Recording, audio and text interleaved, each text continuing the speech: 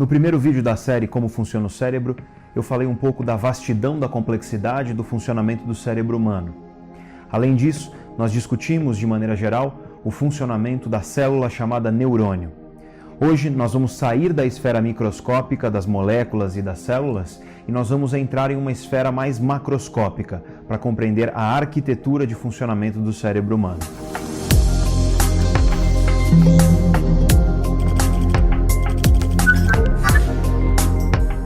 O cérebro humano não saiu pronto de fábrica, novinho com tudo que ele tem hoje. Ao contrário, ele é resultado de centenas de milhões de anos de evolução. Para explicar a evolução dos diferentes tipos de cérebro na natureza, ou seja, do cérebro humano e dos outros seres vivos, eu vou fazer uma alegoria para facilitar o nosso entendimento. Nessa alegoria, nós vamos comparar a evolução do cérebro com a evolução de um barraco. Eu sei que parece esquisito, mas se você me acompanhar, você vai entender aquilo que eu quero dizer. Imagine um barraco. Ele começa simples, modesto, pequeno.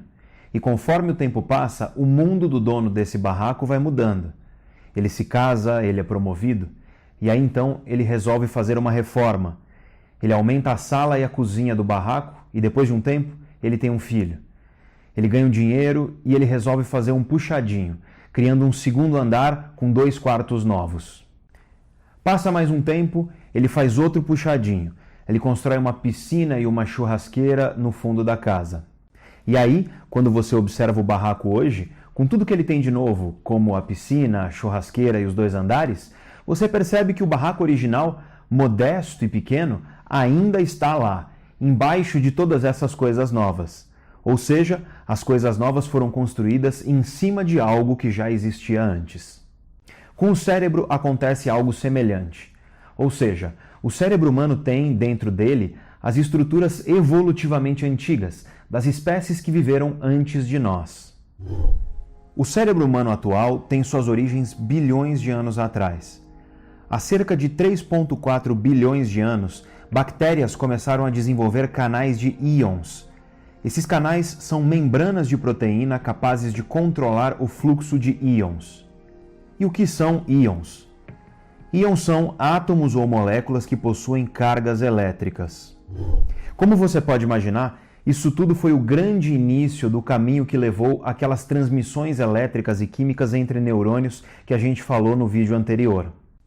Continuando a nossa linha do tempo, 2 bilhões de anos atrás, células chamadas eucariontes, ou seja, células cujo núcleo é envolvido por uma membrana nuclear, desenvolveram a capacidade de produzir sinais elétricos quando elas nadavam. Muito tempo passou, e há cerca de 600 milhões de anos, certos tipos de água-viva desenvolveram os primeiros sistemas nervosos. E o que é isso que nós chamamos de sistema nervoso? O sistema nervoso das espécies é a rede de células e fibras nervosas. Essas células são os neurônios, e as fibras nervosas são o que nós chamamos de nervos. O nervo nada mais é do que uma espécie de corda formada pelos axônios dos neurônios. Essa rede serve para a transmissão de informações e é chamada de sistema nervoso. Nessa mesma época em que as águas-vivas desenvolveram o primeiro protótipo de sistema nervoso, esponjas do mar organizavam colônias com proteínas que são usadas hoje nas sinapses. 550 milhões de anos atrás, as planárias, uma classe de vermes, desenvolveram um sistema nervoso simétrico e bilateral, ou seja, dividido em 2 partes simétricas. Esse sistema possuía sensores de luz, um protótipo do que veio a ser os olhos. E tudo isso levou aos peixes primitivos, que já possuíam os primeiros cérebros mais complexos. Essa divisão do sistema nervoso em 2 partes simétricas é algo que continua na natureza até o cérebro humano. Como você pode ter observado até aqui, tudo isso ocorreu dentro da água. Hoje nós sabemos que a vida provavelmente começou dentro da água. Isso torna quase óbvio que os primeiros cérebros tenham surgido também dentro da água. Para você ter uma ideia, quando os tubarões surgiram na natureza, as árvores ainda não existiam.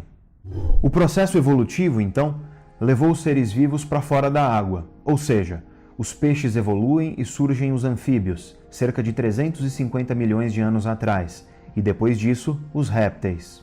Eles possuem um cérebro mais complexo que o dos peixes. Mas veja, o anfíbio possui em seu cérebro basicamente o que o peixe já possuía, com algumas coisas novas. Assim como o réptil possui aquilo que o anfíbio já tinha, com algumas coisas novas. Ou seja, o processo evolutivo mantém estruturas evolutivamente antigas, adicionando novas estruturas conforme o processo de seleção natural ocorre. Assim como o nosso barraco, de que a gente falou anteriormente. Quando nós observamos o cérebro humano, ele tem as mesmas estruturas que construíram o sistema nervoso dos seres mais primitivos de que a gente já falou até agora. Tanto que é comum os neurocientistas chamarem a parte mais primitiva do nosso cérebro de cérebro reptiliano. Essa nomenclatura tem alguns problemas técnicos, mas ela é muito utilizada porque ela é simples, didática e, grosso modo, ela reflete a arquitetura do cérebro. Então você deve ter entendido que o primeiro cérebro que surgiu na natureza foi o dos peixes. Milhões de anos depois, surgiram os répteis, e o cérebro dos répteis, como o barraco, possui estruturas que os peixes já possuíam, com algumas estruturas novas, ou seja, com um puxadinho novo. Os répteis evoluíram e se desenvolveram em dois grandes braços evolutivos, as aves e os mamíferos. Sendo assim, aves e mamíferos possuem em seus cérebros tudo aquilo que os répteis já possuíam, com algumas estruturas novas, ou seja, novos puxadinhos. Isso explica por que o nosso cérebro, apesar de possuir estruturas que permitem funções sofisticadas, praticamente exclusivas à espécie humana, que permitem, por exemplo, construir estações espaciais ou compreender a física quântica, isso explica por que, mesmo com esse cérebro moderno, por assim dizer, nós ainda assim possuímos comportamentos que são intrinsecamente primitivos. Para pensar no que mais motiva as pessoas no mundo. Não é difícil perceber que entre as categorias motivacionais mais comuns entre os seres humanos, comportamentos primitivos estão entre os campeões. Afinal, quem não gosta de ir a um bom restaurante comer e beber, ou comemorar a vitória do nosso time favorito com um bom churrasco? Até mesmo o uso de drogas, tudo isso ativa circuitos de recompensa, ou seja, circuitos de motivação e prazer que são altamente primitivos no cérebro humano, circuitos que diversos outros animais também possuem. Outro exemplo de tudo isso é o interesse por sexo, por coisas relacionadas à sexualidade, como a própria pornografia. Quer um exemplo? Eu já dei esse exemplo num vídeo anterior, mas eu vou repeti-lo aqui porque ele é pertinente. Um estudo publicado em 2005 colocou macacos rezos na seguinte situação. O macaco podia olhar para imagens em uma tela ou beber suco. E acredita em mim, o macaco adora suco. Ou seja, se o macaco decidir olhar para a tela em vez de tomar o suco, é porque a imagem na tela é realmente muito interessante. Os macacos do estudo, todos machos, só desistiram do suco por dois tipos de imagem. Em primeiro lugar, fotos dos rostos dos machos e das fêmeas alfa do grupo, ou seja, uma espécie de versão macáquica da revista Caras.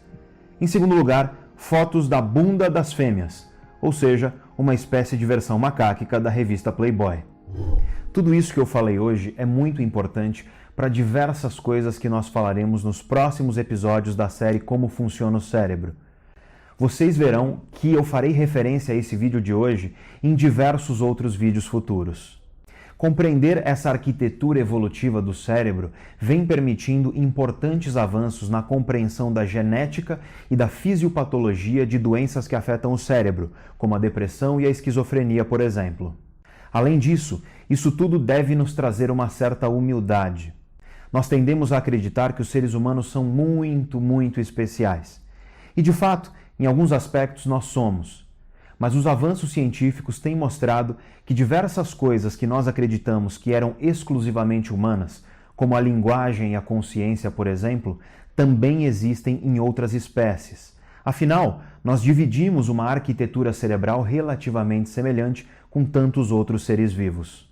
Esse é um tema para outro vídeo, mas eu vou deixar um link na descrição para você ler a Declaração de Cambridge sobre a Consciência, assinada em 2012 por um grupo internacional de importantes neurocientistas na Universidade de Cambridge, no Reino Unido.